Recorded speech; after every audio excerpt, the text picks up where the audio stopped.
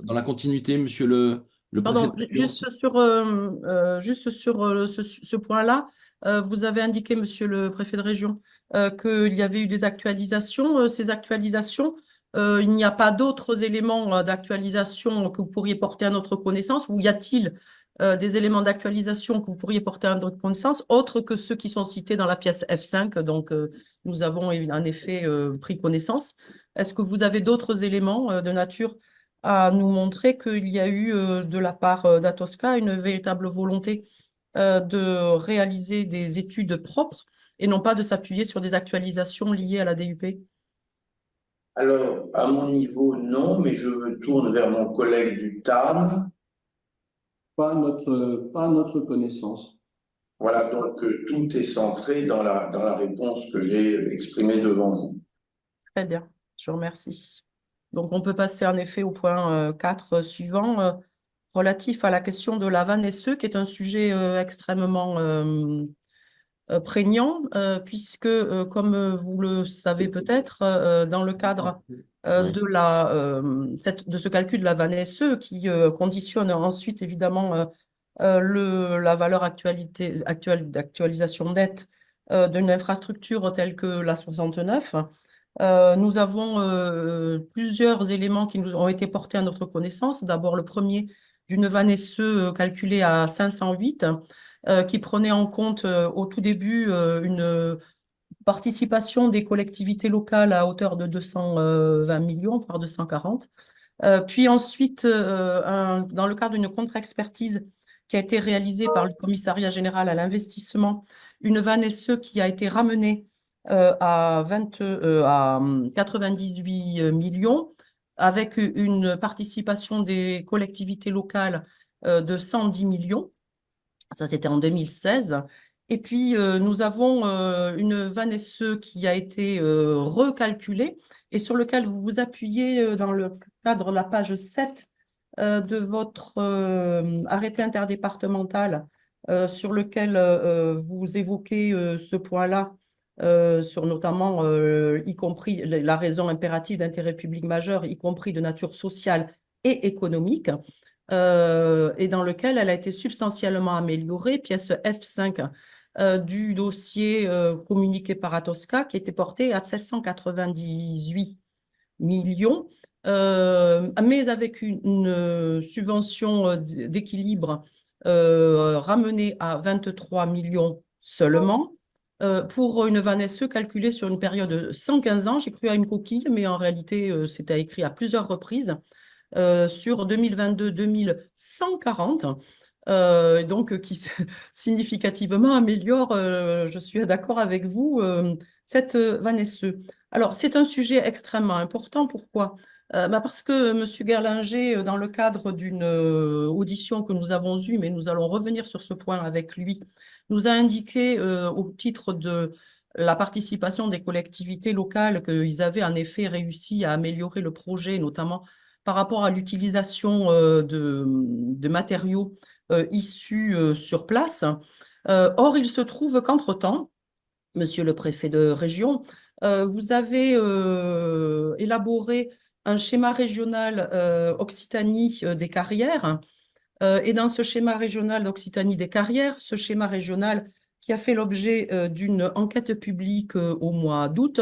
Manifestement, les enquêtes publiques sont toujours organisées sur des périodes où les citoyens sont le moins disponibles, puisque là, c'était sur le mois d'août, tandis que l'enquête publique pour la 69 a été organisée au moment des fêtes de Noël, du 28 novembre au 11 janvier, qui est de nature, en effet, on peut le dire, qu'il y ait une très, très grosse participation des citoyens. Donc là, pour le mois d'août, c'est le schéma régional des carrières. Et dans ce schéma régional des carrières, nous découvrons plusieurs projets, dont l'autoroute Toulouse-Castres, avec période de travaux 2022-2023 et de besoins en granulat de 2,6 millions de tonnes, au total répartis de façon égale entre les bassins de Toulouse et d'Autan.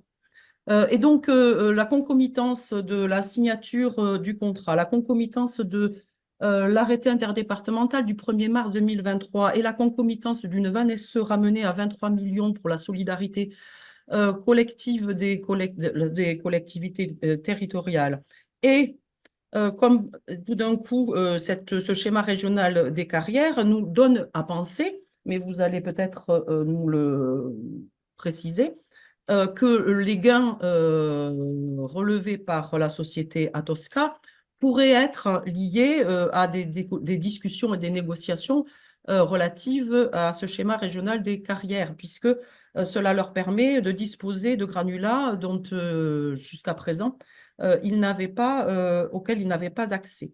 Est-ce que vous pourriez nous en dire davantage et est-ce que cela pourrait avoir influencé l'apport des collectivités locales dans le cadre de ce chantier qui serait ramené ainsi de 220 millions ou voire de 240 dans certains documents à 23 millions du fait de ressources sur place, non pas sur place en matériaux, mais du fait du schéma directeur régional des carrières. Bien, alors, Peut-être, excusez-moi, monsieur le préfet, Dejean, pour qu'on évite, dans le cadre de cette audition, qu'il y ait un ping-pong entre vous-même et madame la rapporteure, peut-être avoir un propos qui répond à l'ensemble des questions pour permettre à la suite de cela, madame la rapporteure, de rebondir sur les points qu'elle souhaiterait, et puis qu'on puisse aussi également, à un moment donné, passer la parole à l'ensemble des collègues qui sont présents. Voilà, merci, monsieur le préfet de région. oui, non, non, je ne suis pas, Monsieur le Président, dans une logique de ping-pong. Je m'attache à répondre factuellement aux questions posées. Alors, sur peut-être la question du bilan socio-économique du projet, notamment sur cette question finalement de la chronologie de l'établissement de ce bilan socio-économique. Alors, le bilan socio-économique du projet, tel qu'il est défini au moment de la DUP en 2016, a été établi par l'État avant attribution de la concession dans le dossier d'études préalables. Permet de relire cet extrait, il est court, il est important. Ce caractère d'utilité publique est confirmé par l'évaluation socio-économique, d'après laquelle le projet est profitable à la collectivité, puisque son bénéfice actualisé s'élève à 508 millions d'euros valeur 2010, bénéfice qui reste largement positif, même avec des hypothèses de report de trafic ou de gain de temps beaucoup plus pessimistes. J'aurai l'occasion d'y revenir.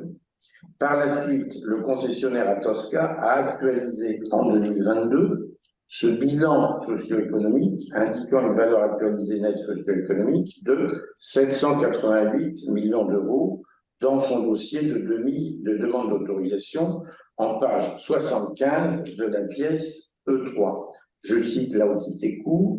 Bien que les référentiels aient changé pour prendre en compte les enjeux actuels, les études socio-économiques actualisées en 2021 jointes au dossier d'études d'impact confortent les calculs du bénéfice-coût du projet pour la collectivité, la fameuse VANESE, qui avait conduit à l'utilité publique dans le dossier d'études d'impact de 2007. Et j'enchaîne d'ailleurs à cet égard sur les améliorations apportées par le concessionnaire. C'était aussi une question qui était posée.